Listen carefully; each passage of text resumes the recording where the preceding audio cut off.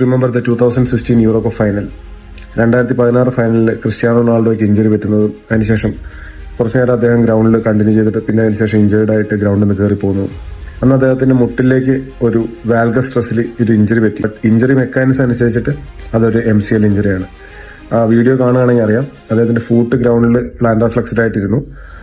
Lateral സൈഡിൽ നിന്ന് ഒരു ഇഞ്ചുറി പറ്റി. അപ്പം ഒരു വാൽഗസ് സ്ട്രെസ് ആണ് വന്നത്. അപ്പം MCL ആണ് അതിൽ സ്പ്രെയിൻ ആയിട്ടുണ്ടാവാനുള്ള ഏറ്റവും ചാൻസ് കൂടുതൽ. MCLന്റെ ഇഞ്ചുറി പറ്റുമ്പോൾ അതിന്റെ ഗ്രേഡിംഗ് അനുസരിച്ചിട്ട് ഗ്രേഡ് 1 ഗ്രേഡ് 2 ആണെങ്കിൽ മോസ്റ്റ് ലൈക്ലി സർജറി ഇല്ലാതെ അത് മാനേജ് ആവും. പക്ഷെ ഗ്രേഡ് 3 അല്ലെങ്കിൽ അസോസിയേറ്റഡ് വിത്ത് വേറെ ഏതെങ്കിലും ലിഗമെന്റ് ഇഞ്ചുറി ആണെങ്കിൽ അത് സർജറി വേണ്ടി വരും.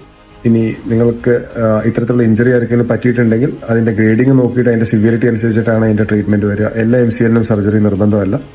ക്രിസ്ത്യാനോ റൊണാൾഡോ നിങ്ങൾക്കറിയാം, അന്ന് ആ ഇഞ്ചുറിക്ക് വേണ്ടിയിട്ട് സർജറി ഒന്നും ചെയ്യേണ്ടി വന്നില്ല. അതിനുശേഷം 2-3 വീക്സിന് ശേഷം അദ്ദേഹം തിരിച്ച് ഗ്രൗണ്ടിലോട്ട് വന്നു.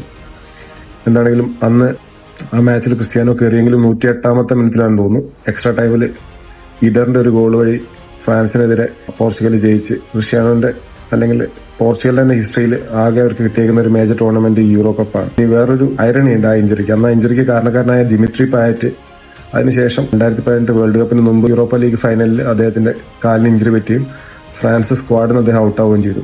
മേ ബി ക്രിസ്ത്യാനോ ഫാൻസിന്റെ ശാപമായിരിക്കാം. ബട്ട് എനിവേ എന്താണെങ്കിലും അന്നത്തെ ആ ഒരു പരിക്ക് കാരണം ക്രിസ്ത്യാനോയ്ക്ക് പ്രോപ്പറായിട്ട് ഡയഗ്നോസ് ചെയ്തുകൊണ്ട് അദ്ദേഹത്തിന് മാച്ചിൽ നിന്ന് അന്ന് കയറേണ്ടി വന്നെങ്കിലും പിന്നെ അദ്ദേഹം കണ്ടിന്യൂ ചെയ്യാൻ പറ്റി.